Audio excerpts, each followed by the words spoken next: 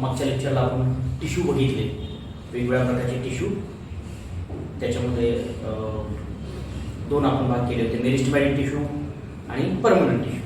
मेरिस्टेमॅटिक टिश्यूचे वेगवेगळे टाईप बघितले, परमनंट टिश्यूचे वेगवेगळे टाईप बघितले. परमनंट टिश्यूमध्ये ही दोन वेगळे टाईप मोठे बघितले, आपण ग्रुप केले होते. त्याच्यामध्ये सिंपल टिश्यू आणि कॉम्प्लेक्स टिश्यू परमनंट टिश्यूमधला. आणि त्याच्यानंतर आपल्याला सगळ्यात महत्त्वाचा पार्ट येतो तो म्हणजे next organisational level, that is a tissue और टिश्यू सिस्टम. आणि ती टिश्यू सिस्टम आज आपण जरा बघूया. Tissue system. Tissue system is nothing but the many tissue comes together and forms the tissue system. अनेक टिश्यू एकत्र येतात. मेनी टिश्यू, अनेक टिश्यू एकत्र येतात. फॉर एक्झाम्पल सिंपल परमनंट असेल किंवा कॉम्प्लेक्स परमनंट असेल, हे दोन्ही एकत्र येतील. किंवा दोन वेगळ्या प्रकारचे कॉम्प्लेक्स टिश्यू एकत्र येतील. फॉर एक्झाम्पल कॉम्प्लेक्स टिश्यू आपल्याला दोन वेगळ्या प्रकारचे कुठले आहेत, झायलेम आणि फ्लोएम, ते एकत्र येतील आणि एक टिश्यू सिस्टम तयार झालेली बघायला मिळेल. किंवा मेरिस्टेमॅटिक मधले किंवा सिंपल मधले जरी बघितले, मेरिस्टेमॅटिक टिश्यू आणि simple tissue, simple permanent tissue हे एकत्र येतील. तर अशांचा एक ग्रुप तयार होईल आणि आपल्याला टिश्यू सिस्टम तयार झालेली बघायला मिळेल. म्हणजेच काय, tissue system is the group of many tissue. एवढं जरी म्हटलं तरी चालेल. Tissue system is a group of many tissue. आता बघा, यांचं जर आपण क्लासिफिकेशन करायचं म्हटलं तर आपण दोन वेगळ्या पद्धतीने करू शकतो. त्याचे आहे एक लोकेशन आणि दुसरं त्याचं किंवा location comma structure as well as function. त्या तीन गोष्टीवरून ह्या टिश्यू कुठं आहेत किंवा कुठल्या प्रकारचे असतात आपल्याला सांगता येईल. त्या कुठं आहेत, लोकेशन कुठं आहे, एकदम टिश्यूच्या किंवा ऑर्गनच्या आतमध्ये आहे किंवा प्लांटच्या एकदम आतमध्ये प्रेझेंट आहे की बाहेर प्रेझेंट आहे त्याच्यावरून, किंवा मध्येच प्रेझेंट आहे त्याच्यावरून, किंवा त्याचं स्ट्रक्चर काय आहे किंवा त्याचं फंक्शन काय, अशा वेगवेगळ्या क्रायटेरियावरती आपण ह्या टिश्यू सिस्टम डिवाइड करणार. या टिश्यू सिस्टम आपल्याला तीन वेगवेगळ्या ग्रुपमध्ये डिवाइड करता येईल. तीन वेगवेगळे प्रकार कुठले, एक आहे epidermal tissue system, epidermal tissue system. दुसरी आहे ग्राउंड टिश्यू सिस्टम, आणि तिसरी आहे आपल्याला vascular tissue system. Epidermal tissue system forms covers of plant parts or plant body म्हटलं तरी चालेल. प्लांट बॉडीचे जे कवर्स असतात, outer coverings of the plant body parts are formed of the epidermal tissue system. दूसरा ground tissue system, it is forming a ground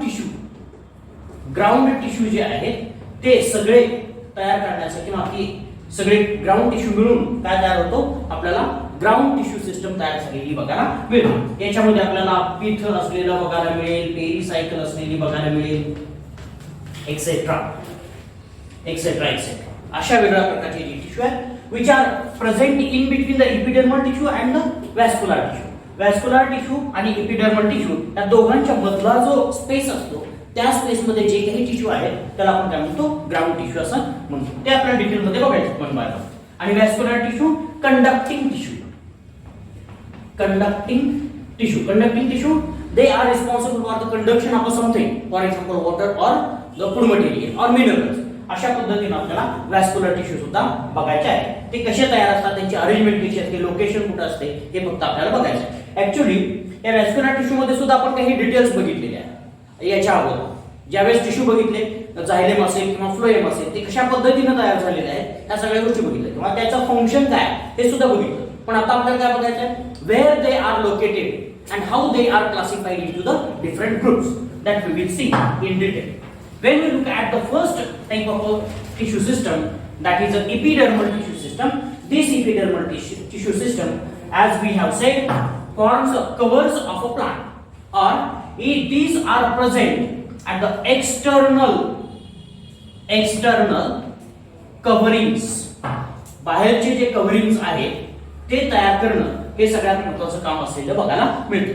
external covering असल्यामुळं आपल्या लक्षात येईल की हे सगळ्यात बाहेरचा लेयर तयार करतात किंवा they are present all out of the all different kinds of the part or above the all different kinds of the part. सगळ्यात वरच्या पार्ट मध्ये किंवा कुठलेही असेल वरचा म्हणजे फक्त वरती आहे असं नाही, पण आतमध्ये नाही, फक्त बाहेर आहे.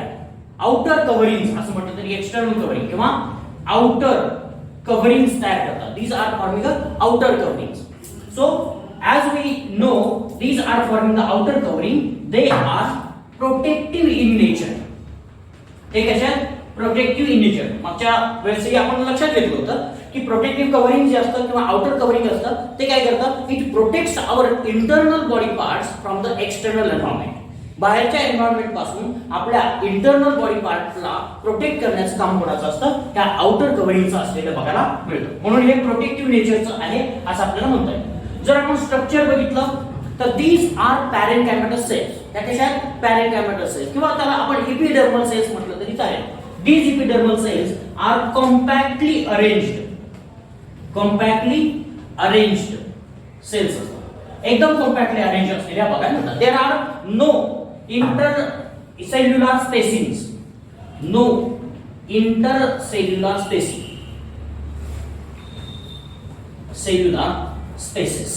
किंवा स्पेसिंग. इंटरसेल्युलर स्पेसिंग आपल्याला प्रेझेंट असलेलं बघायला मिळत नाही. No intercellular spacing. Therefore, they are compactly arranged in such a way that no any kind of external things or external factors will enter into the plant body. So each and every part which is present outside the plant body, it will not be allowed to enter into the body. Therefore, they are protective in nature. But still, plant needs many different kinds of the external factors. For example, it needs carbon dioxide, it needs to release oxygen, as well as it needs water and many other. So gases exchange should be there. So for that also there are some provisions. वेगळ्या प्रकारच्या provision त्याच्यासाठी सुद्धा असलेल्या बघा. So these external tissue can have many different kinds of structures. वेगळ्या प्रकारचे structures आपल्याला epidermal tissue मध्ये असलेले बघायला मिळतात. So this epidermal structure can have the modifications or that can be called as a epidermal appendages. Epidermal appendages सगळ्यात महत्त्वाचा part आपल्याला असलेला बघायला मिळतो epidermal appendages and the small tiny holes called as a stomata or stomatal system. Stomata त्याच्यामध्ये आपल्याला दोन वेगळ्या प्रकारचे स्ट्रक्चर्स प्रेझेंट असलेले बघायला मिळतील. epidermal appendages असतात आणि दुसरा आपल्याला स्टोमाटा असलेला बघायला मिळतो. अशा प्रकारचे वेगवेगळे मॉडिफिकेशन्स या इपिडर्मल टिश्यू मध्ये झालेले बघायला मिळतात. जरी आपण बघितलं तर epidermal tissue externally covered by external side जी आहे इपिडर्मल टिश्यूची त्याच्यावरती आपल्याला काही modifications non cellular tissue layer present असलेला बघायला मिळतो. That is also present out or extremely external side of this epidermal tissue is formed of the some non-cellular part and that is the waxy coating called as a cuticle.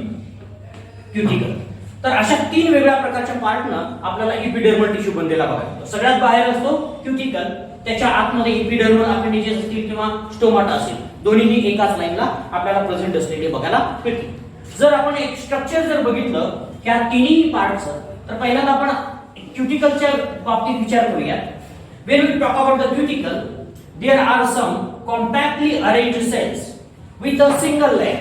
याचा लक्षात ठेवायचं, single layer of the compactly arranged cell, that is the epidermis or epidermal tissue layer. And this epidermal tissue layer is externally covered by the non-cellular part. आतल्या बाजूला काय असतं? Cellular part असतं. आतल्या बाजूला काय असतं? सेल्युलर पार्ट असतं. कॉलमनार सेल्स असतात, पॅरेन्कायमॅटस सेल्स असतात. कॉलमनार पॅरेन्कायमॅटस सेल्स आपल्याला आतल्या बाजूला प्रेझेंट असतात किंवा त्यालाच आपण मेसोफिल सेल्स असं म्हणतो बऱ्याच वेळा. कॉलमनार सेल्स असतात, मेसोफिल्स असतात. In some cases of parts of the plant body, for example stem or root, there can be the hypodermis. इपिडर्मिसच्या खालच्या बाजूला असतो तो हायपोडर्मिस प्रेझेंट असेल, म्हणजे मॉडिफिकेशन झालेलं असेल त्याच्यामध्ये. तर अशा पद्धतीने सेल्युलर पार्ट आपल्याला इथं प्रेझेंट असलेला बघायला मिळेल. या सगळ्या लाईव्ह सेल्स असतात म्हणून त्याच्यामध्ये न्यूक्लियस असेल. Epidermal tissue do not contain a chlorophyll pigment, but the mesophyll cells do contain a chlorophyll pigment.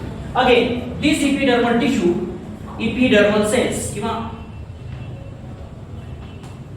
epidermal tissue याच्यामध्ये सेल्स असतात. सेल्स. ह्या सेल्स काय असतात की these are live cells but with a large vacuole. त्याच्यामध्ये काय असतो large व्हॅक्युअल present असलेला बघायला मिळतो.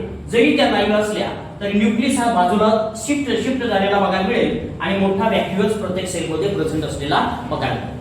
They are externally covered by the waxy coating that is called as a cuticle. बाहेरच्या बाजूला थिक क्युटिकल प्रेझेंट असलेलं बघायला मिळतं. क्युटिकल, ह्या क्युटिकलचा सगळ्यात महत्त्वाचा रोल कशासाठी असतो? It prevents the excessive loss of water from the plant body part. Plant body part मधून जो एक्सेसिव्ह वॉटर लॉस होतो तो प्रिव्हेंट करण्याचं काम कोणाचं असतं? त्या क्युटिकलचं असलेलं बघायला मिळतं. जर आपण जे डेझर्ट एरियामध्ये असणारे प्लांट आहे किंवा उष्ण प्रदेशामध्ये असणारे प्लांट आहेत त्यांच्यामध्ये हे क्युटिकल थिक असलेलं बघायला मिळतं. एकदम थिक असलेलं बघायला मिळतं. जे प्लांट्स साध्या किंवा कमी किंवा बऱ्यापैकी चांगला पाऊस पडणाऱ्या ठिकाणी आहेत किंवा अशा प्रदेशामध्ये आहेत त्यांच्यामध्ये हे क्युटिकल थिन असलेलं बघायला मिळतं. तर जे काही सबमर्ज्ड प्लांट आहेत त्याच्यामध्ये मात्र वेगळ्या प्रकारचं कोटिंग असलेलं बघायला मिळतं. त्यांच्यामध्ये आपल्याला क्युटिकल वॉटर लॉस प्रिव्हेंट करण्यासाठी नाही तर वेटिंग प्रिव्हेंट करण्यासाठी हे मदत करतं. म्हणजेच एक्सटर्नल फॅक्टर जे असतील कुठलेही असेल, टेम्परेचर असेल, वॉटर असेल, ह्युमिडिटी असेल किंवा एअर असेल, अनवॉन्टेड एअर असेल, त्याच्यापासून सगळ्यापासून प्रोटेक्शन देण्याचं काम कोण करत असतं? क्युटिकल करत असतं. So cuticle is present in both aquatic plants as well. Aquatic plant मध्ये सुद्धा हे प्रेझेंट असतं. ॲक्वॅटिक प्लांट मध्ये हे क्युटिकलचा रोल काय असेल? It prevents the waiting of the plant body part. Plant body part भिजू नये आणि त्याच्यामुळे कुजू नये, म्हणजे डिकम्पोजिशन होऊ नये, वेट होऊ नये आणि डिकम्पोजिशन होऊ नये म्हणून आपल्याला त्या क्युटिकलचा रोल महत्त्वाचा असलेला बघायला मिळतो. आणि जे टेरेस्ट्रियल प्लांट आहे, जमिनीवरती वाढणारे प्लांट आहेत, त्याच्यामध्ये वॉटर लॉस प्रिव्हेंट करणं हे दोन महत्त्वाची कामं आपल्याला क्युटिकलला असलेली बघायला मिळतात. Cuticle is also protecting this plant body part from getting some scratches on their body. बॉडीवरती कुठल्या प्रकारचे स्क्रॅचेस येऊ नये म्हणून सुद्धा आपल्याला हे मदत केलेलं बघायला मिळतं किंवा त्याचं सुद्धा प्रोटेक्शन असलेलं बघायला मिळतं. तर सगळ्यात महत्त्वाचा क्युटिकल आहे. दुसरा आपण पार्ट याच्यामध्ये क्युटिकल नंतर आपण बघितला होता तो म्हणजे small tiny openings are also present in the epidermal tissue. Epidermal tissue मध्ये आपल्याला स्मॉल टायनी ओपनिंग सुद्धा असलेलं बघायला मिळतं आणि त्या ओपनिंगला आपण काय म्हटलं होतं? स्टोमाटा असं म्हणतो. But in addition to this stomata, there are many different kinds of the appendages are also present. Appendages सुद्धा present असलेले बघायला मिळतात. त्या appendages आपण काय म्हणतो होतं? Epidermal appendages. These epidermal appendages can be of two different types. बघा, appendages जे आहेत दोन वेगळ्या प्रकारचे असलेले बघायला मिळतात. युनिसेल्युलर त्यालाच हेअर्स असं म्हणायचं, इपिडर्मल हेअर्स असं म्हणा, आणि जे काही दुसऱ्या प्रकारचे आहेत मल्टीसेल्युलर आहेत त्याला काय म्हणायचं? ट्रायकोम्स असं म्हणायचं. ट्रायकोम्स. बघा, जर आपण याच्यावरती दोन्ही एकत्र जर आपण ड्रॉ केले तर आपल्याला काय कसे दिसतील? हे इपिडर्मल अपेंडेजेस छोट्या छोट्या सेल्स आपण जर बघितल्या तर काही याच्यामध्ये single cell gets outgrowth which forms a thin hair like structure and that is called as a epidermal hair. Epidermal hair. These hairs mostly present in the different kinds of the plants. वेगवेगळ्या plants मध्ये आपल्याला present असलेले बघायला मिळतात. छोटे छोटे याच्या अगोदरही मी सांगितलं होतं की साधं सिंपल जर बघितलं तर आपले छोटे छोटे गवत असतात, त्या गवतावरती अशा प्रकारचे हेअर्स असलेले बघायला मिळतात. ठीक आहे, किंवा रूट्स मध्ये सुद्धा असतात, रूट हेअर्स असतात. These root hairs are of single cell. These are formed of a single cell and therefore those are called as unicellular root hairs. Example, root hairs म्हणून example जर तुम्ही घेतलं तर आपल्याला लक्षात येईल. These root hairs helps in the many different kinds of function, but primary function of this root hair is absorption of water and minerals from the soil. Soil मधून water आणि minerals absorb करणं हे सगळ्यात महत्त्वाचं काम कोणाचं असतं? Route हेअरचं असलेलं बघायला मिळतं. म्हणून हे रूट हेअर्स, आता तुम्ही म्हणाल की रूट हेअर्स वरती आपल्याला क्युटिकल असलेलं बघायला मिळतं का? रूट हेअर्स वरती क्युटिकल प्रेझेंट असलेलं बघायला मिळत नाही. पण if this such kind of the hairs they are present on the external body part, yes they contain a cuticle, they are covered of a cuticle. Again, then another type of a appendage is the multicellular appendage. Multicellular appendage आपल्याला इथं असलेलं बघायला मिळतं. Usually 3 to 4 cells are involved or 5 cells are also involved in the formation of this appendage. अशा प्रकारचं appendage आपल्याला इथं तयार झालेलं बघायला मिळेल. आणि या अपेंडेजला मल्टीसेल्युलर अपेंडेज जर असेल तर त्याला आपण काय म्हणतो, ट्रायकोम्स असं म्हणतो. मल्टीसेल्युलर असेल तर ट्रायकोम असं म्हणतो. ज्या वेळेस तुम्ही ऊस बघत असाल, ऊसाला छोटे छोटे काटे असलेले बघायला मिळतात, कुस असं म्हणतो आपण त्याला. कुस म्हणजे दिसतही नाही आणि टोचते तर खरं, म्हणून त्याला दिसतच नाही, आपल्याला काही लक्षात येत नाही की काय टोचतंय, असे काटे असतात. किंवा गवत, छोटी छोटी गवत असतात त्याच्यावरती असतात, दोज आर द ट्रायकोम्स. किंवा ट्रायकोम्स हे जास्त मॉडिफाईड झालेले सुद्धा बघायला मिळतात. Those trichomes are modified and forms a spine like structure.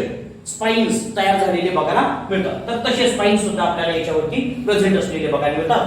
आता एक जो आहे सिंगल सेल्युलर असेल तर त्याला आपण हेअर असं म्हणणार आहोत, आणि मल्टी सेल्युलर असेल तर त्याला आपण काय म्हणणार आहोत, ट्रायकोम असं म्हणणार आहोत. Trichome gives a protection to the plant from the other kind of herbivores.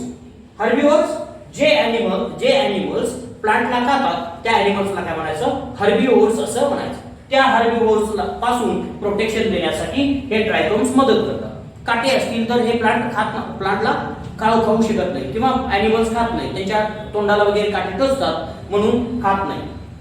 ठीक आहे. जर कडक झालेलं जर ऊसाचं पान असेल तर ही जनावरं खात नाही, कारण त्यांच्या आतमध्ये जबड्याला ते टोचतात आणि जबड्याची आतली जी कातडी असते ती निघते आणि त्याच्यामुळे ते त्रासदायक होतं.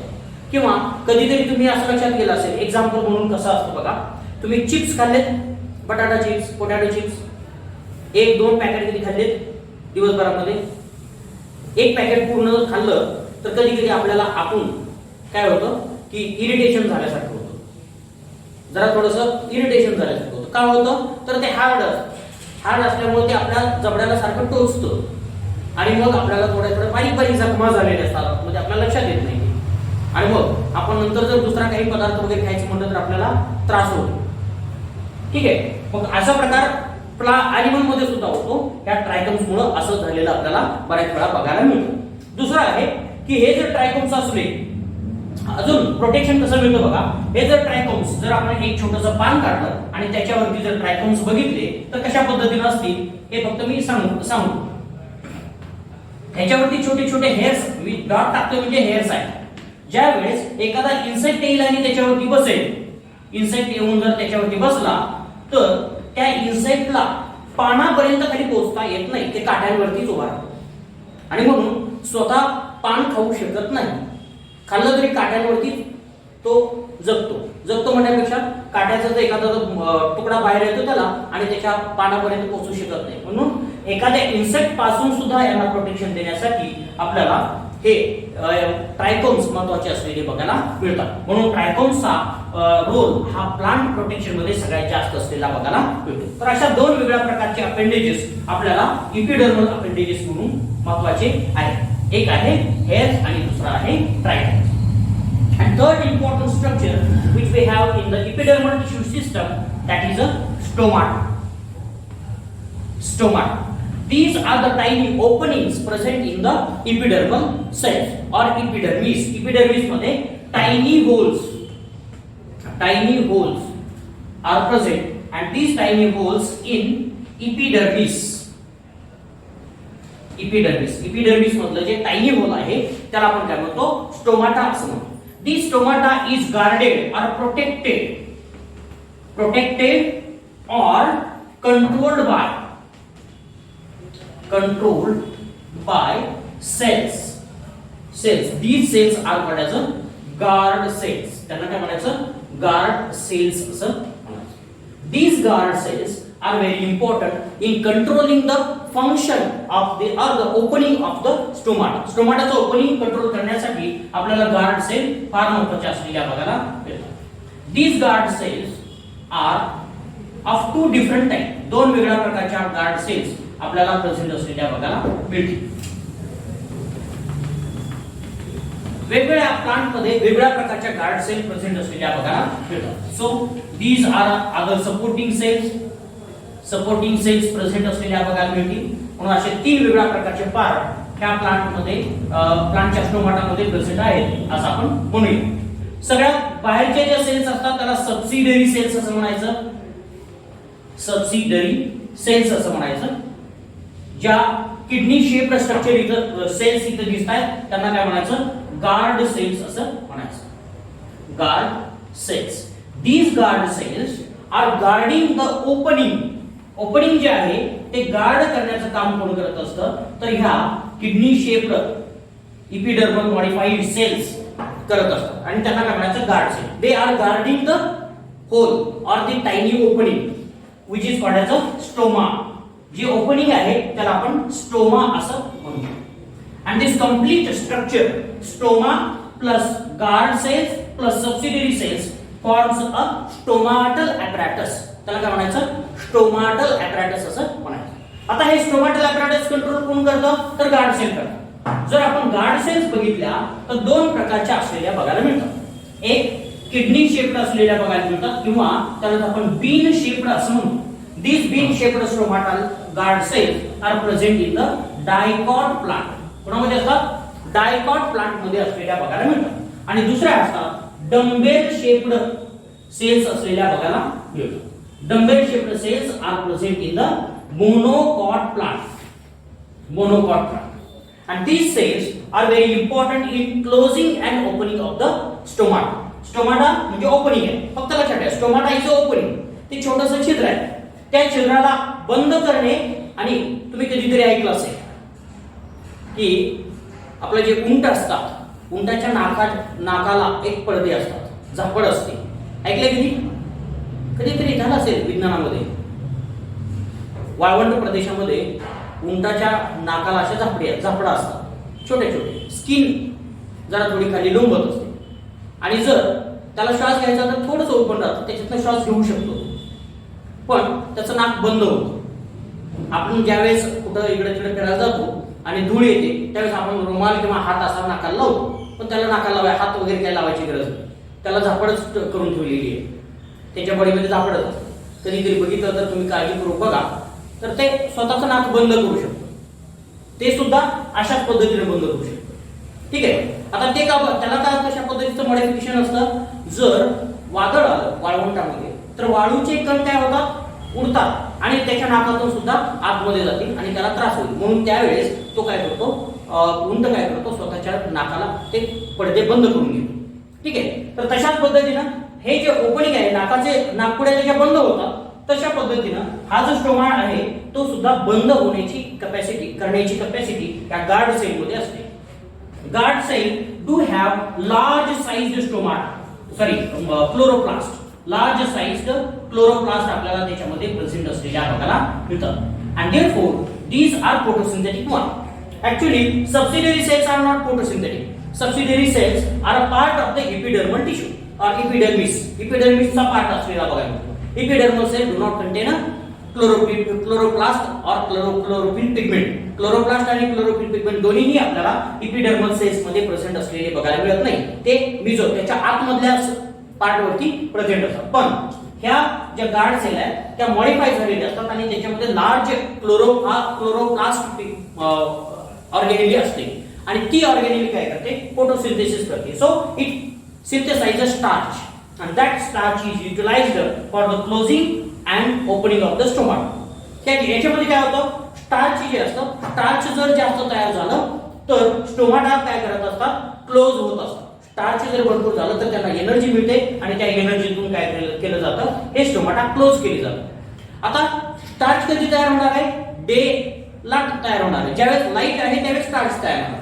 लाईट असली की स्टार्च तयार होतो आणि स्टोमाटा क्लोज होतात.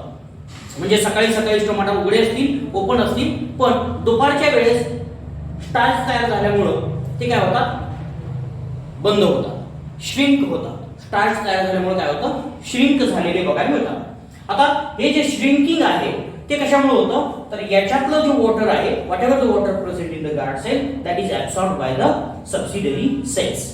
सबसिडरी सेल्स मध्ये ते ऍब्सॉर्ब केलेलं बघायला मिळतं. तर अशा पद्धतीनं आपल्याला स्टोमाटा क्लोज झालेले बघायला मिळतात आणि त्याच्यामुळं आपल्याला जे वॉटर एक्सेसिव्ह वॉटर लॉस होणार आहे तो प्रिव्हेंट केलेला बघायला मिळतो. देअरफॉर स्टोमाटा प्रिव्हेंट्स ट्रान्सपिरेशन और evaporation of water from the plant body. Plant body मधून वॉटर इव्हॅपोरेशन प्रिव्हेंट करण्याचं काम आपल्याला स्टोमाटाचं असलेलं बघायला मिळतं. तर अशा पद्धतीनं स्टोमाटल सेल्स ह्या फार महत्त्वाच्या सेल्स असलेल्या बघायला मिळतात. These stomata are also important in the gaseous exchange. Gaseous exchange साठी सुद्धा हे फार महत्त्वाचे असतात. Because for the synthesis of a food material in the plant, there is a need of a carbon dioxide. Carbon डायऑक्साइडची गरज असते कशासाठी? फूड तयार करण्यासाठी. मग हा कार्बन डायऑक्साइड कुठून घेणार? तो तर सॉइल मध्ये प्रेझेंट नसतो, तो फक्त आणि फक्त एअर मध्ये प्रेझेंट असतो. कारण सॉइल मध्ये जरी कार्बन असला तरी तो इतर फॉर्म मध्ये आहे, कार्बन डायऑक्साइडच्या फॉर्म मध्ये नाहीये. मग हा कार्बन डायऑक्साइड कुठून घेणार?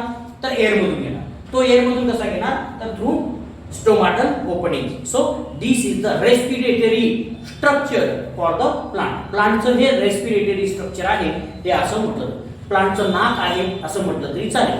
ऑक्सिजन जो तयार झालेला असतो त्याच्या बॉडीमध्ये in the condensation of carbon dioxide that is released out through the stomata and carbon dioxide is taken into the body through the stomata. म्हणून कधी कधी तुम्ही असं ऐकलं असेल की झाडाखाली संध्याकाळी झोपायचं नसतं. माहिती आहे तुम्हाला? असं कधी ऐकलंय तुम्ही कुणी? झाडाखाली संध्याकाळी झोपायचं नसतं. का झोपायचं नसतं? तर संध्याकाळी झाड काय फूड मटेरियल तयार करत नाही, बरोबर? का? तर लाईट नसते, त्याच्यामुळे फूड मटेरियल तयार करत नाही. फूड मटेरियल तयार केलं नाही म्हणून कार्बन डायऑक्साइड वापरत नाहीत ते. त्याच्याऐवजी काय करतात? कार्बन डायऑक्साइड तयार करतात. कारण त्यांच्या बॉडीमध्ये जे फूड मटेरियल स्टोअर झालेलं असतं त्याचं ब्रेकडाऊन करतात आणि आपल्यासारखंच फोटो रेस्पिरेशनच्या फक्त रेस्पिरेशन होतं आणि त्या रेस्पिरेशन मध्ये काय केलं जातं? कार्बन डायऑक्साइड बाहेर टाकला जातो. आणि जर तुम्ही झोपलेला असाल तर तिथं ऑक्सिजन कमी असणार आहे. म्हणून आपण म्हणतो की झाडाखाली संध्याकाळी झोपायचं नसतं. अजून इतर कारण सुद्धा आहेत. त्याच्यामध्ये फक्त हे सायंटिफिक कारण जर आपण बघितलं तर त्याच्यामध्ये वेगवेगळी कारणं असतात. झाडावरती वेगवेगळे अॅनिमल राहत असतात, जसं की साप वगैरे आहे, चुकून पडला वगैरे, तर ती पण गोष्टी आहे. पण आपण इथं जर या संदर्भात जर म्हटलं तर फक्त कार्बन डायऑक्साइड जो रिलीज केला जातो म्हणून आपण झाडाखाली झोपायचं नसतं. And it is done through the stomata. So these are the many different kinds of the structures which are present in the epidermal tissue. Second type of a tissue system, that is the ground tissue system. Ground tissue. Ground tissue. It is all the tissue present in the plant body part except all tissue. सगळे जेवढे tissue आहेत ते सगळे ground tissue असतात. फक्त exception काय? except दोन, epidermis and vascular tissue. Vascular tissue हे दोन टिश्यू जर सोडले तर प्लांट मध्ये जे काही सगळे टिश्यू असतात ते कुठल्या प्रकारामध्ये आलेले बघायला मिळतात? ग्राउंड टिश्यू मध्ये आलेले बघायला मिळतात. म्हणजेच कसं, मी साधं सिंपल, आता क्रिकेटची मॅच चालू होती काल, काय झालं मला काय माहित ना, माझा नावडीचा विषय आहे तो, म्हणून पण तरीही हे क्रिकेटचं ग्राउंड आहे. बाहेरचा पार्ट जर सोडला तर ते ग्राउंड नसतं. म्हणजे जिथं बॉर्डर असते, बाउंड्री असते, त्या बाउंड्रीच्या बाहेर ग्राउंडचा भाग समजला जातो का? नाही, आतला भाग. आणि पिच म्हणजे व्हॅस्क्युलर टिश्यू आहे आणि बाहेरची जी बाउंड्री आहे तो इपिडर्मिस आहे. याच्या ह्या दोघांना सोडून जो काही एरिया असेल दॅट इज द ग्राउंड. लक्षात आलं? त्याला काय म्हणायचं?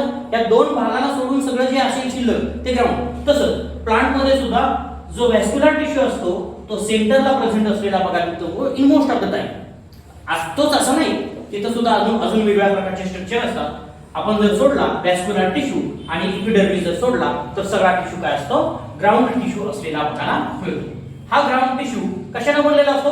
पॅरेनकायमाटस सेल्स ने बनलेला असतो. It is formed of parenchyma. Formed of parenchyma cells. Parenchyma टिश्यूनं आपल्याला बनलेला बघायला मिळतो. त्याच्यामध्ये पॅरेनकायमा असेल, स्क्लेरेनकायमा सुद्धा असेल. लक्षात ठेवा, स्क्लेरेनकायमा जर मॅच्युअर जर असेल एखादा प्लांट तर त्याच्यामध्ये स्क्लेरेनकायमाटस फायबर सुद्धा आपल्याला प्रेझेंट असलेले बघायला मिळते.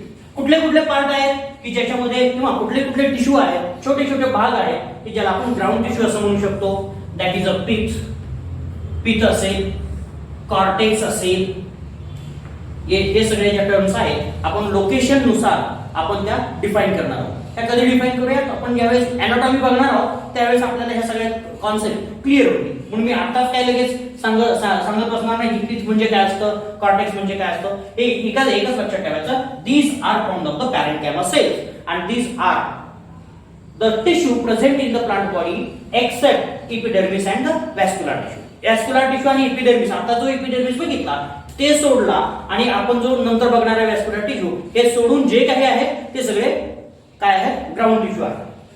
त्याच्यानंतर पेरिसायकल असेल किंवा हायपोडर्मिस असेल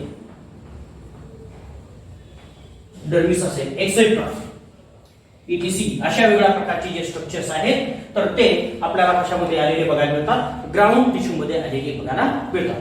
दिस ground tissue can be modified into the different kinds of the tissue. याच्यामध्ये सुद्धा वेगवेगळ्या प्रकारचे किंवा मेड्युलरी रेज असलेले बघायला मिळतात. मेड्युलरी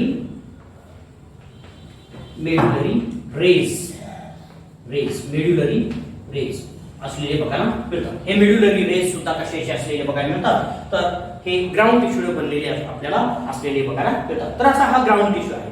आपल्याला प्रत्येकाचं फंक्शन काय असतं कसं असतं ते आपल्याला जरा अॅनाटॉमी मध्ये प्रत्येक वेळेस इथं सांगण्यापेक्षा अॅनाटॉमी मध्ये आपण त्या पद्धतीनं म्हणजे ग्राउंड टिश्यू स्टेमचा कसा असतो, लिप्सचा कसा असतो, रूटचा कसा असतो, याच्यामध्ये काय डिफरन्स असतो, प्रत्येकाचं फंक्शन काय, या सगळ्या पार्टचं फंक्शन काय ते आपण तिथं बघणार आहोत.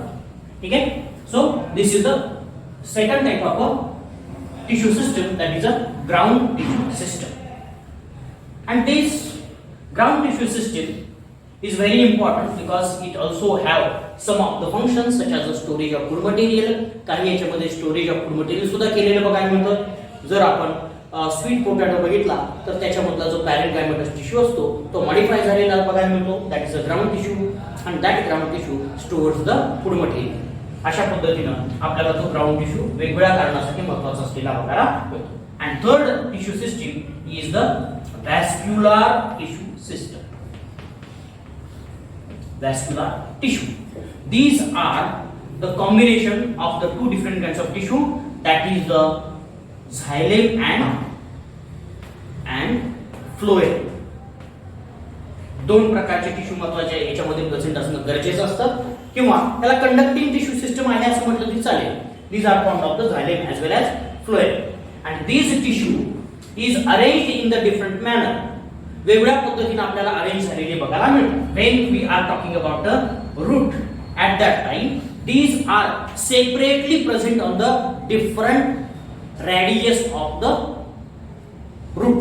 रूटचे जे वेगवेगळे रॅडियस आहेत त्या रॅडियस वरती हे प्रेझेंट असलेले बघायला मिळतं. फॉर एक्झाम्पल आपण जर बघितला तर याचे वेगवेगळ्या रॅडियस जर आपण काढल्या तर आपल्याला लक्षात येईल की हा कुठं प्रेझेंट असतो. For example this xylem and phloem are present on the separate radius. xylem आणि phloem कुठल्या रॅडियस वरती असतात, सेपरेट रॅडियस वरती प्रेझेंट असलेल्या बघायला मिळतात. For example this radius contains xylem. तर xylem याच्यावरती xylem आपल्याला प्रेझेंट असेल तर दुसऱ्या रॅडियस वरती काय प्रेझेंट असेल तर फ्लोएम प्रेझेंट असेल. फ्लोएम प्रेझेंट असेल म्हणजे दोन वेळा. त्याच्यानंतर अल्टरनेटिव्हली ते प्रेझेंट असतील. त्याच्यानंतर काय असेल xylem असेल. त्याच्यानंतर काय असेल फ्लोएम असलेला बघायला मिळेल. त्याच्यानंतर xylem, त्याच्यानंतर पुन्हा फ्लोएम. अशा पद्धतीनं आपल्याला हे सगळे स्ट्रक्चर्स तयार झालेली बघायला मिळतील. तर अशा प्रकारचे जे रूट व्हॅस्क्युलर टिश्यू आहेत त्याला आपण काय म्हणतो रॅडियल व्हॅस्क्युलर बंडल असं म्हणतो. व्हॅस्क्युलर बंडल लक्षात ठेवायचं. These are called as a vascular bundle because there the xylem and phloem are bonded within a small structure that is called as a pericycle. हे xylem आणि phloem जे आहेत जे vascular tissue आहेत ते एका टिश्यू मध्ये बाइंड केलेले असतात, एकत्र बाउंड झालेले असतात. ते असे कुठेही डिस्पर्स झालेले नसतात म्हणून त्याला आपण बंडल असं म्हणतो. बाहेरचं जे कव्हर आहे त्याला आपण काय म्हणतो पेरिसायकल असं म्हणतो. तर ह्या पेरिसायकल मध्ये हे प्रेझेंट असलेले बघायला मिळतात म्हणून त्याला रॅडियल असं म्हटलं. because they are separately present, xylem and phloem separately present on the separate radius, therefore those are called as a radial. म्हणून त्याला काय म्हटलं रॅडियल असं. दुसऱ्या प्रकारचे आपल्याला बघायला मिळतील कोलॅटरल अँड कंजॉइंट लक्षात ठेवायचं. हे आता कोलॅटरल सुद्धा याला म्हटलं जाईल, रॅडियल कोलॅटरल असं म्हटलं तरी चालेल, because they are present on the side of each other, एकमेकांच्या साइडला प्रेझेंट आहेत म्हणून त्याला कोलॅटरल असं, लॅटरल साइडला प्रेझेंट आहेत म्हणून त्याला कोलॅटरल असं म्हटलेलं. ठीक आहे. आता दुसऱ्या प्रकारचे असतात collateral conjoint vascular bundle present असलेली बघायला मिळते. याच्यामधली जी अरेंजमेंट असते ती वेगळी असलेली बघायला मिळते. In the same radius, xylem and phloem is present, or you can say xylem and phloem are present on the same radius, not on the different radius. They maybe one is present at the inner side and other is present at the outer side. अशा पद्धतीने असू शकतो. म्हणजे एकच vascular bundle असेल, complete vascular bundle असेल, and in the one side the phloem may be present at the outer side and the xylem is present at the inner side. ठीक आहे. अशा पद्धतीने दुसरा असेल, दुसऱ्यामध्ये सुद्धा तसंच असेल, झायलेम फ्लोएम बाहेरच्या बाजूला असेल, झायलेम आतल्या बाजूला असेल. तसंच आपल्याला अशा पद्धतीने जे काही टिश्यू प्रेझेंट असतील ते काय असतील, एकाच रॅडियस वरती, झायलेम सुद्धा एका रॅडियस वरती आहे आणि फ्लोएम सुद्धा एका रॅडियस वरती आहे म्हणून त्याला काय म्हणायचं, conjoint. Xylem and phloem are joint together and therefore they form a conjoint type of a vascular bundle, म्हणून त्याला कंजॉइंट व्हॅस्क्युलर बंडल असं म्हणायचं. तर अशा पद्धतीने कंजॉइंट व्हॅस्क्युलर बंडल आपल्याला प्रेझेंट असलेले बघायला मिळते. These conjoint vascular bundles are present in the stem मध्ये आपल्याला कंजॉइंट व्हॅस्क्युलर बंडल प्रेझेंट असतात आणि रॅडियल व्हॅस्क्युलर बंडल हे रूट मध्ये प्रेझेंट असलेले बघायला मिळतात. तर ही एक गोष्ट लक्षात ठेवायची, रूट मध्ये म्हटलं की रॅडियल, आर फॉर रूट असं म्हटलं तरी चालेल. आता उरलेला जो आहे स्टेम मध्ये कुठले असतात, कंजॉइंट असतात. असं साधं सिंपल आपल्याला लॉजिक इथं लावून लक्षात ठेवायचं आहे. These collateral conjoint vascular bundles can be of different type. हे वेगवेगळ्या प्रकारचे असू शकतात based on the presence of a cambium or absence of a cambium. Cambium आहे किंवा नाही, त्यांना सेपरेट करतो की नाही, त्याच्यावरून त्याचे दोन वेगवेगळे प्रकार पडलेले बघायला मिळतात. म्हणून त्याला आपण काय म्हणतो, collateral vascular bundles can be of open type or can be of closed type. किती प्रकारचे असू शकतात, दोन प्रकारचे. पहिले फर्स्ट आपण दोन टाइप मध्ये त्यांना डिवाइड करूया. एक आहे ओपन आणि दुसरा आहे क्लोज. ओपन असेल तर there is a presence of the cambium tissue आपल्याला प्रेझेंट असेल तर त्याला काय म्हणायचं, open. Because cambium is present in between the xylem and phloem. Xylem आणि फ्लोएमच्या मध्ये काय असेल, कॅम्बियम प्रेझेंट असलेला बघायला मिळेल. And cambium is absent. Cambium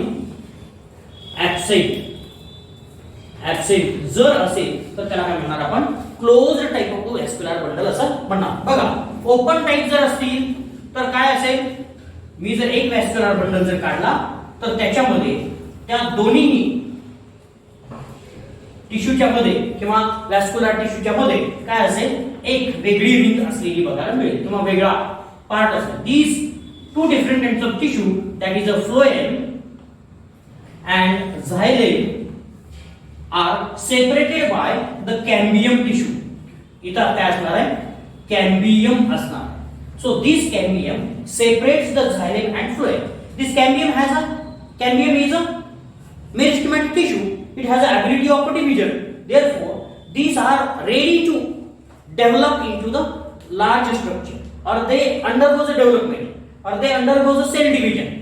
As the outer part, say हा जर आउटर असेल, असं काही नसतं की फ्लोएम बाहेरच असेल असं नाही, मोस्टली बाहेर असतो. झायलेम सुद्धा बाहेर असू शकतो, असं काही नाही की परफेक्ट असं बाहेर असतो तो आतमध्ये असतो असं काही नाही. म्हणून मी इथं या कंडिशन मध्ये दोन्ही बाजू डिफाइन करतो. आउटर साइड आहे, inner side. Outer part of this cambium, outer side of the cambium releases some cells which develops into the phloem. ज्या सेल्स कशात डेव्हलप होतील, फ्लोएम मध्ये डेव्हलप होतील. आणि इनर साइडच्या ज्या सेल्स आहेत, these are cuts off and developing to the xylem. ठीक आहे. ज्या बाजूचा कॅम्बियम आहे तो कॅम्बियम त्या बाजूला ग्रो होतो, त्या बाजूला डिवाइड होतो आणि त्या प्रकारचा व्हॅस्क्युलर टिश्यू तयार केला जातो. झायलेमच्या बाजूला असणारा जो कॅम्बियम आहे तो काय होणार, डिवाइड होणार, त्या सेल्स काय होणार, झायलेम मध्ये कन्वर्ट होणार. और फ्लोएमच्या बाजूला असणारा कॅम्बियम काय होणार, डिवाइड होणार आणि तो फ्लोएमच्या सेल्स मध्ये डेव्हलप झालेला बघायला मिळेल. तर अशा पद्धतीनं it is open for development, it is open for growth, therefore it is called as a open type of a vascular bundle. म्हणून त्याला open type of vascular bundle असं म्हटलेलं बघायला मिळतं. आता दुसरा प्रकारचा जर बघितला आपण, दुसऱ्या प्रकारचा जर बघितला that is a closed type of a vascular bundles do not contain any kind of a separation in between them. त्यांच्यामध्ये कुठल्याही प्रकारचं सेपरेशन आपल्याला असलेलं बघायला मिळत नाही. Because they are connected with each other, they are just adjacent to each other and they are not separated by the cambium. cambium न separate झालेले बघायला मिळणार नाही. म्हणून झायलेम आणि फ्लोएम एकमेकांच्या क्लोज कॉन्टॅक्ट मध्ये असलेले बघायला मिळतात. म्हणजे इथली सेल जर झायलेमची असेल तर लगेच त्याच्या शेजारची सेल कुणाची असेल, फ्लोएमची असेल. अशा पद्धतीने आपल्याला प्रेझेंट असलेले बघायला मिळतात. And xylem and phloem are not separated by the cambium tissue, therefore those are called as a closed one because their growth is not further occurred or it may not occur in future. त्यांची जी growth आहे future मध्ये कुठल्याही प्रकारची त्यांच्यामध्ये growth होत नाही, म्हणून त्याला काय म्हणायचं, क्लोज्ड असं म्हणायचं. पण ओपन मध्ये मात्र ग्रोथ झालेली बघायला मिळते. तर अशा पद्धतीनं कोलॅटरल कंजॉइंट व्हॅस्क्युलर बंडल त्याला ओपन किंवा क्लोज्ड टाइपचे असलेले बघायला मिळतात. सेकंड क्लासिफिकेशन आपण लक्षात घेऊ शकतो, these vascular bundles can be another type that is a bicollateral. दुसऱ्या प्रकारचे आपल्याला व्हॅस्क्युलर बंडल असू शकतात किंवा आपल्याला बघायला मिळतात बायकोलॅटरल. These bicollateral type of vascular bundles do have two different kinds of the tissue and arranged in the different manner. The one tissue is present at the center.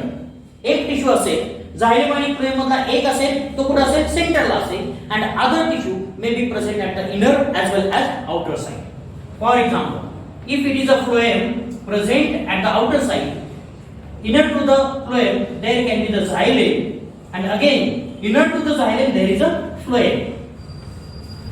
पुन्हा xylemच्या आतमध्ये काय असेल, phloem असेल. This phloem is present at the both the side of the xylem. Phloem is present at the both side of the xylem. Therefore it is called as a bicollateral. त्याला काय म्हणायचं, bicollateral. दोन्ही बाजूला आपल्याला हा present असलेला बघायला मिळतो, म्हणून त्याला बायकोलॅटरल असं म्हटलेलं बघायला मिळेल. किंवा दुसरी सिच्युएशन कशी असेल बघा, तर फ्लोएम असेल, झायलेम असेल, झायलेम बाहेर असेल, फ्लोएम मध्ये असेल आणि झायलेम पुन्हा आतमध्ये असेल. So xylem may be present on the both side, that can be a bicollateral. So these are the closed type. But these bilateral vascular bundles may be of open type as well. Open type चे सुद्धा आपल्याला हे collateral vascular bundles present असलेले बघायला मिळतात. In the open type of vascular bundles, what happens? There can be the presence of a cambium on the both the side of the central vascular tissue. Central vascular tissue च्या दोन्ही बाजूला काय असणार आहे, cambium present असणार. म्हणजे outer cambium and inner cambium अशा दोन्ही प्रकारचे असलेले बघायला मिळतील. For example, it is a outer cambium, त्याला व्हॅस्क्युलर कॅम्बियम असं म्हटलं तरी चालेल. आणि हा काय असेल, इनर कॅम्बियम असेल, ठीक आहे. तर अशा वेगवेगळ्या प्रकारचे स्ट्रक्चर्स आपल्याला याच्यामध्ये प्रेझेंट असलेले बघायला मिळतील. त्याला आपण काय म्हणणार, open type of a bicollateral vascular bundle. आणि ज्याच्यामध्ये कॅम्बियम टिश्यू नाहीये अशाला काय म्हणणार आपण, closed type of a bicollateral vascular bundle. अशा वेगवेगळ्या प्रकारचे व्हॅस्क्युलर बंडल आपल्याला प्रेझेंट असलेले बघायला मिळतील. So these are the many different situations or positions. According to the position, these are many situations which we can divide or classify these vascular bundle into the different types. But vascular bundles can be of another type, that is one vascular tissue encircles the other, or they are present in the circular manner. They are not present in the bundles. Instead they are present in the ring like structure, continuous ring like structure.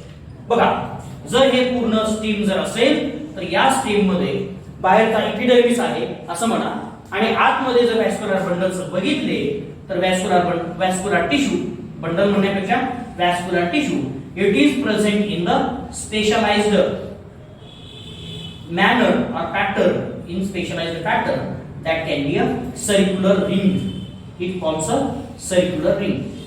Circular ring like structure तयार केलेलं बघायला मिळेल. So it can be the phloem. त्याला आपण phloem असं म्हणूया. ठीक आहे, फ्लोएम असं, आणि त्याच्या आतमध्ये दुसरी रिंग असेल आणि ती रिंग कशाची असेल, झायलेमची असते आहे असं आपण म्हणूया. ठीक आहे. So these are present in the complete circle. They are present in complete circle or circular manner or a ring-like structure, and such kind of the vascular bundle are called as a concentric vascular bundle. काय म्हणायचं त्याला? Concentric vascular bundles. ते पूर्ण circle मध्ये present असतात म्हणून त्याला काय म्हणायचं? कॉन्सेंट्रिक व्हॅस्क्युलर बंडल असं म्हणायचं. आता हे कॉन्सेंट्रिक व्हॅस्क्युलर बंडल काय असतात? वेगवेगळ्या प्रकारचे आपल्याला असलेले बघायला मिळतील. जर झायलेम आतमध्ये आहे, कॉन्सेंट्रिक व्हॅस्क्युलर बंडल मध्ये काय, xylem is present inner to the phloem, phloem बाहेर आहे आणि झायलेम काय आहे, आतमध्ये आहे. अशा कंडिशनला आपण काय म्हणतो, तर हायड्रोसेंट्रिक असं म्हणतो. हायड्रोसेंट्रिक, त्याला काय म्हणायचं, hydrocentric, because xylem is also called as a hydro, therefore this kind of a situation is called as a hydrocentric type of a vascular bundle. Hydrocentric type of a vascular bundle. त्याला काय म्हणणार, hydrocentric vascular bundle. Xylem is present inner to the phloem, or you can say xylem is encircled by the phloem. Xylem कशाने encircle झालेला आहे, phloem ने encircle झालेला आहे. Xylemला वरचं जे सर्क्युलर कव्हर आहे किंवा रिंग लाइक कव्हर आहे ते कशाचं आहे, फ्लोएमचं आहे. पण सेंटरला कोण आहे, झायलेम आहे, म्हणून हायड्रोसेंट्रिक. सेंटरला काय आहे, झायलेम आहे.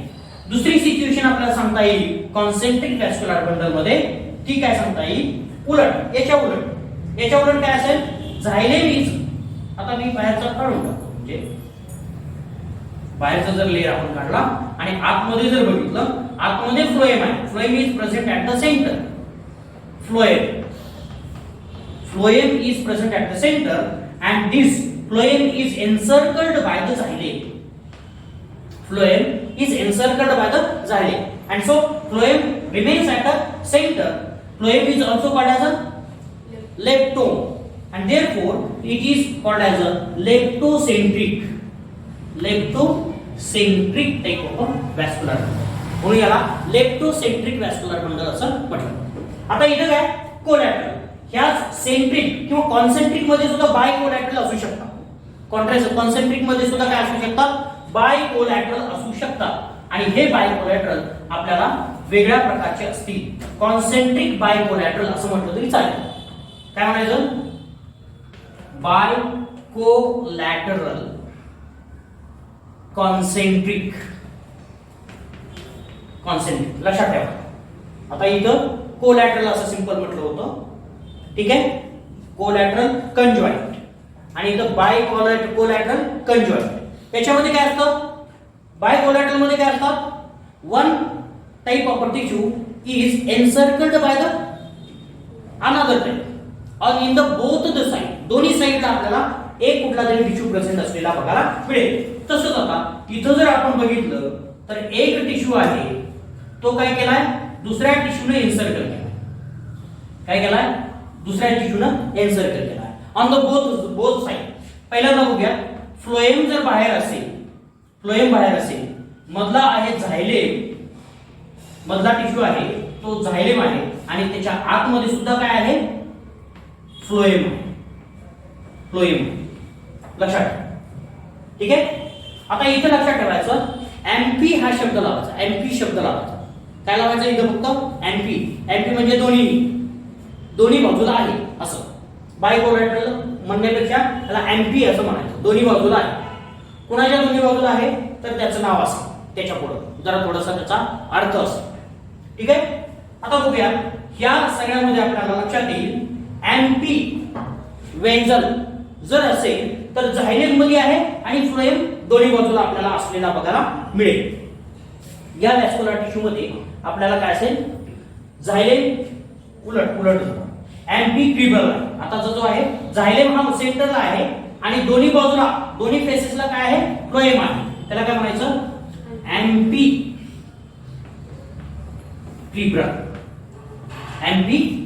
अँपिक्रिबल. Xylem is encircled by phloem on the both the faces. दोन्ही बाजूला झायलेमच्या कोण आहे फ्लोएम आहे म्हणून त्याला काय म्हणायचं amphicribral. Phloem is encircling the xylem on the both the side. दोन्ही साइडला काय फ्लोएम आहे, सेंटरला कोण आहे झायलेम आहे. फ्लोएमला अँपिक्रिबल असं म्हणायचं. तर अशा पद्धतीनं आपल्याला अँपिक्रिबल असलेला बघायला मिळतो. आता दुसऱ्या प्रकारामध्ये काय असेल तर उलट असेल. याच्यात फ्लोएम कुठं असेल phloem forms a single ring present at the center. Out of the or outer side of the phloem is encircled by the xylem, or at the outer face of a phloem there is a presence of a xylem, as well as inner face of a phloem is also encircled by the xylem. Such condition is called as an anti-vessel condition. त्या प्रकारच्या वॅस्क्युलर टिश्यूला आपण काय म्हणणार किंवा वॅस्क्युलर बंडलला काय म्हणणार अँपिव्हेजल type of वॅस्क्युलर bundle. दोन्ही बाजूला फ्लोएम जर असतील तर अँपिव्हेजल असं म्हणायचं. दोन्ही बाजूला झायलेम असतील दोन्ही बाजूला तर अँपिव्हेजल असं म्हणायचं. फ्लोएम जर असतील तर अँपिक्रिबल असं म्हणायचं. तर अशा वेगवेगळ्या प्रकारचे वॅस्क्युलर टिश्यू आपल्याला प्रेझेंट असलेले बघायला मिळतात. These vascular tissue plays important role in the transport of the food material as well as the water and mineral. Clear? So these are the three different kinds of the tissue system. ह्या तीन वेगवेगळ्या प्रकारच्या tissue system आपल्याला फार महत्त्वाच्या असलेल्या बघायला मिळतात. Clear? So the important aspect next to this tissue system is how this tissue system works together. ह्या टिश्यू सिस्टम कशा पद्धतीनं एकत्र काम करतात त्या जरासं आपल्याला बघायचं आहे. बघूया आता. That the first important function is related to the growth of this tissue, and that is a secondary growth. Next point आपल्याला महत्त्वाचा असलेला बघायला मिळतो that is a secondary growth. लक्षात ठेवायचं secondary growth is the important function of the meristematic tissue. लक्षात ठेवायचं. आपल्याला दोन्हीही साठी काय लागणार आहे मेरिस्टेमॅटिक टिश्यू लागणार. काय लक्षात ठेवायचं कशासाठी ग्रोथ साठी सगळ्यात महत्त्वाचं काय मेरिस्टेमॅटिक टिश्यू आहे. काय लक्षात ठेवायचं because it is the only tissue which have ability of a cell division. Cell डिव्हिजनची ॲबिलिटी फक्त एकाच टिश्यू मध्ये असलेली बघायला मिळते म्हणून त्याला आपण काय म्हणतो मेरिस्टेमॅटिक टिश्यू आपण म्हटलेलं आहे. आता बघूया दिस सिंपल मेरिस्टेमॅटिक टिश्यू. सुरुवातीचा meristematic tissue for example apical असेल. ठीक आहे. किंवा दुसरा कुठला आहे इंटरकॅलरी किंवा intercalary type of meristematic tissue. These two type of meristematic tissue are responsible for the elongation of the stem or any part. कुठल्याही पार्टचं elongation किंवा लेंथ वाईज ग्रोथ होण्यासाठी रिस्पॉन्सिबल असलेला बघायला मिळतो. लेंथ वाईज ग्रोथ असं म्हणतो. Elongation is the length wise growth. जर आपण एखादा स्ट्रक्चर जर बघितलं तर असं असेल तर याची लेंथ वाईज ग्रोथ कशी असेल हा इकडं किंवा तिकडं वाढेल. ती काय झाली लेंथ वाईज ग्रोथ झाली. लॅटरल ग्रोथ कशी अशा प्रकारे जर झाली ग्रोथ इकडं आणि इकडं जर झाली तर आपल्याला त्याला लॅटरल ग्रोथ. आपल्यामध्ये सुद्धा असंच असतं. आपण ठराविक एज पर्यंत काय होतं आपली उंची वाढते आपण असं वाढत नाही. पण वय वाढल्यानंतर ठराविक वयानंतर आपण उंच होण्यापेक्षा काय होतो साईडनं वाढत राहतो. ठीक आहे. असं वाढतोच असं होणार नाही पण ते प्रत्येकाच्या बॉडीवरती अवलंबून असतं. म्हणून ती सुरुवातीची ग्रोथ जी असते लेंथ वाईज आपली लेंथ जी हाईट जी आहे हाईट जर वाढली तर आपण त्याला काय म्हणणार प्रायमरी ग्रोथ असं म्हणणार. त्याला काय म्हणणार elongation. Elongation is nothing but the primary growth. त्याला काय म्हणायचं प्रायमरी ग्रोथ असं म्हणायचं. इलॉंगेशन जर स्टेमचं होत असेल तर त्या प्रकारच्या ग्रोथला आपण काय म्हणणार आहोत प्रायमरी ग्रोथ असं म्हणणार. this primary growth is due to these two different types of the meristematic tissue, or simply you can say primary and the pro-meristematic tissue. Pro-meristematic tissue and primary meristematic tissue is responsible for the primary growth. लक्षात आलं? Primary growth साठी कोण महत्त्वाचा आहे? Primary tissue, primary meristematic tissue आणि pro meristematic tissue किंवा pro meristem असं म्हणतो आपण. हे दोन जे आहेत ते ह्या रिजन मध्ये प्रेझेंट असतात, म्हणून त्या रिजन मधून आपल्याला प्रायमरी ग्रोथ झालेली बघायला मिळते. But another growth that is a lateral growth we can say. They are increase in the girth, increase in girth, or simply you can say width. Girth हा शब्द बरोबर आहे, पण विड्थ समजून घेण्यासाठी विड्थ असं म्हणतो. जर आपण स्टेम जर असं बघितलं, छोटं स्टेम जर बघितलं आपण सुरुवातीचं, तर त्या स्टेम मध्ये काय होते? हा टिश्यू इकडे वाढेल, हा टिश्यू इकडे वाढेल, म्हणजेच ज्या बाजूला सर्कल आहे किंवा रेडियस आहे त्या पद्धतीने आपल्याला याची ग्रोथ झालेली बघायला मिळते. आणि कालांतराने हा स्टेम जो आहे तो आपल्याला ग्रोथ झालेला बघायला मिळेल विथ द विड्थ. ठीक आहे. Diameter of the stem may be increased. Diameter काय झालेली बघायला मिळेल? वाढलेली बघायला मिळेल. लिप जर असेल तर लिपची थिकनेस वाढलेली बघायला मिळेल. लिपची काय झालेली बघायला मिळेल? थिकनेस वाढलेली बघायला मिळेल. ठीक आहे. रूटची काय? साईज वाढलेली बघायला मिळेल. डायमीटर वाढलेली बघायला मिळेल. त्याला आपण काय म्हणतो? Girth, by girth. And so this kind of the growth is nothing but the secondary growth. त्याला काय म्हणायचं? सेकंडरी ग्रोथ असं म्हणायचं. लक्षात ठेवा. सेकंडरी. प्रायमरी ग्रोथ फक्त लेंथ वाढते आणि सेकंडरी ग्रोथ मध्ये काय होते? गर्थ वाढते, साईज वाढते. ठीक आहे. लेंथ वाढते आणि साईज वाढते असं. फक्त प्रायमरी मध्ये लेंथ वाढते, सेकंडरी मध्ये साईज वाढते. अशा प्रकारची आपल्याला ग्रोथ असलेली बघायला मिळते सेकंडरी. आणि this secondary growth is due to the cambium tissue. Cambium त्याला आपण प्रोकॅम्बियम असं म्हणतो. This procambium present in the lateral tissue or lateral meristematic tissue. Lateral meristematic tissue is formed of this procambium. Function आपण म्हटलं होतं आणि त्याच्या लोकेशन मध्ये जर बघितलं तर लॅटरल साइडला जे टिश्यू प्रेझेंट असतात ते कशाने बनलेले असतात? प्रोकॅम्बियमने बनलेले असतात. This procambium is a secondary type of a tissue. Secondary meristematic tissue. लक्षात ठेवा. आपण तीन सुरुवातीला ओरिजिन नुसार किती बघितले मेरिस्टेमॅटिक टिश्यू? तीन प्रकारचे. प्रो, त्याच्यानंतर प्रायमरी आणि त्याच्यानंतर secondary. Pro meristematic tissue, primary meristematic tissue आणि सेकंडरी मेरिस्टेमॅटिक टिश्यू. त्याच्यामध्ये आपण मेन्शन केलं होतं cambium tissue is a secondary meristematic tissue which is originated from the primary meristematic tissue. So this cambium is involved in the formation of a secondary growth.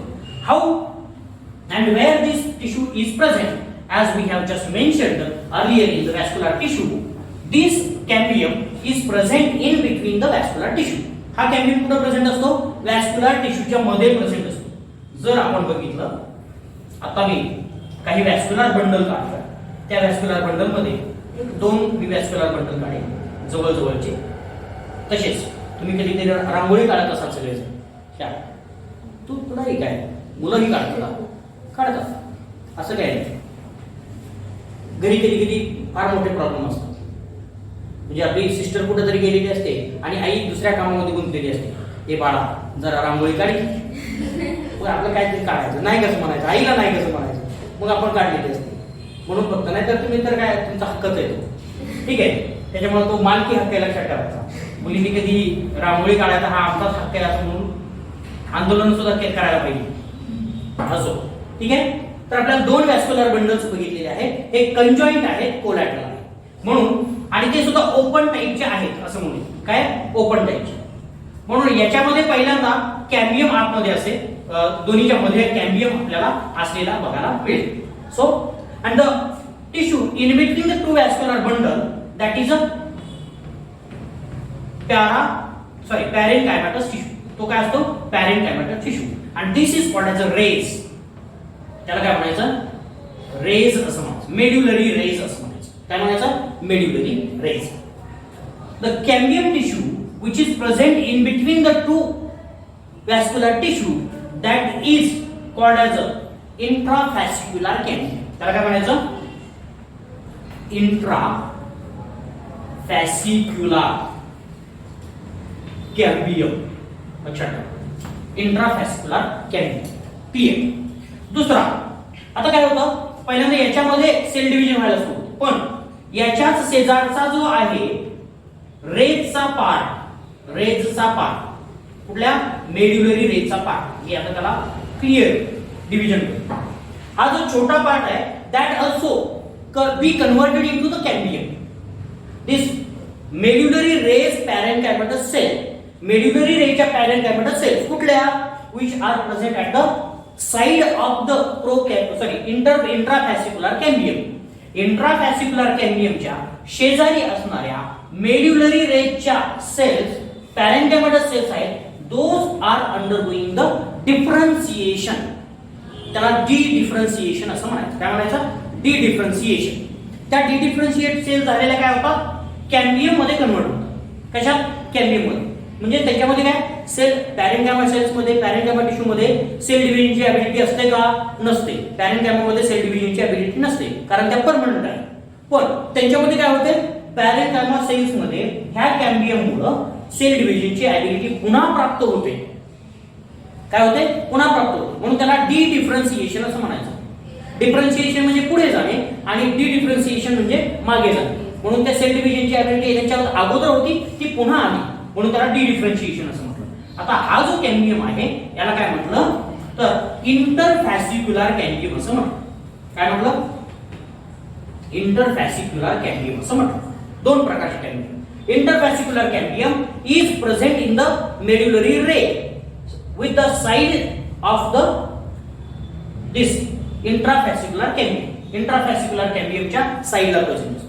So what happens, it forms a complete ring of the cambium. कॅम्बियमची ring काय होते, ही complete ring तयार झालेली बघायला मिळते. So the first, पहिल्यांदा काय होते, कॅम्बियम रिंग तयार झालेली आपल्याला बघायला. So some of the cell of this cambium gives the division of a cell or new cells, those are deposited in the inner side and develops into the, for example, if at the inner side there is a xylem, it develops into the xylem, and at the outer side if there is a phloem, they develop into the phloem. Outer cells of this cambium grows into the another kind of a tissue that develops into the phloem. म्हणून इथंच काय होतं, मग काय होतं, याची size वाढायला. समजा एवढा जर एरिया जर आपल्याला आउटर कॅम्बियम न जर तयार केलेला बघायला मिळेल, एवढा फ्लोएम तयार केला तर फ्लोएमची साईज जी होती एवढी साईजच्या ऐवजी मोठी साईज झालेली बघायला मिळेल आणि त्याच्यामुळे काय याची गर्थ वाढलेली बघायला मिळेल. तर अशा प्रकारची सेकंडरी ग्रोथ आपल्याला याच्यामध्ये झालेली बघायला मिळते. आणि ही सेकंडरी ग्रोथ झाल्यामुळं आपल्याला मोस्टली काही प्लांटच्या स्टेम मध्ये अशा प्रकारची सेकंडरी ग्रोथ होत नाही, काही याच्यामध्ये होते. मोनोकॉट जे आहेत, मोस्टली मोनोकॉट मध्ये सेकंडरी ग्रोथ होत नाही. पण तुम्ही कधीतरी ऊसाचं बघितलं असेल तर तुम्हाला वॅस्क्युलर बंडल जर त्याच्यामध्ये जर बघायचे झाले तर तुम्ही नक्कीच बघू शकता. ऊस जर खाल्ला तर त्याच्यामध्ये छोटे छोटे फायबर्स असतात बघा. फायबर्स म्हणजे काय असतात माहिती तुम्हाला, वॅस्क्युलर बंडल्स. काय असतात, वॅस्क्युलर. ऊस जर असा बघितला तर छोटे छोटे पांढरे ठिपके त्याच्यामध्ये दिसतील, कट करून बघितलेला ऊस. आणि ते काय असतात, झायलेम आणि फ्लोएम वॅस्क्युलर बंडल्स असतात. पण त्याच्यामध्ये स्कॅटर्ड वॅस्क्युलर बंडल्स असतात, अरेंज्ड नसतात. रिंग लाईक स्ट्रक्चर वगैरे काही नसतं त्याच्यामध्ये, अरेंज्ड नसतात. पण त्याची साईज वाढली की त्या ऊसाची सुद्धा साईज वाढते. त्याच्यामध्ये थोडीशी आपल्याला सेल डिव्हिजन ॲबिलिटी असते, पण जास्त वाढत नाही, त्याची एक लिमिट आहे.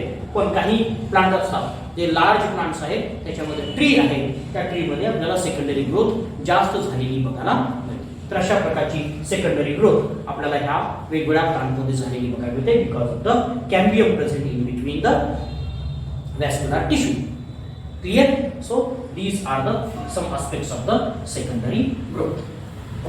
आपण थांबूया इथं, कारण पुढे अजून थोडासा पार्ट राहिलेला आहे, तो आपण उद्याच्या लेक्चरला कंटिन्यू करूया. इथपर्यंत आपण मागच्या लेक्चरला पूर्ण केलेलं, तेवढं आपण पूर्ण केलं. आपण उद्याच्या लेक्चरला नेक्स्ट. ठीक आहे, थँक्यू.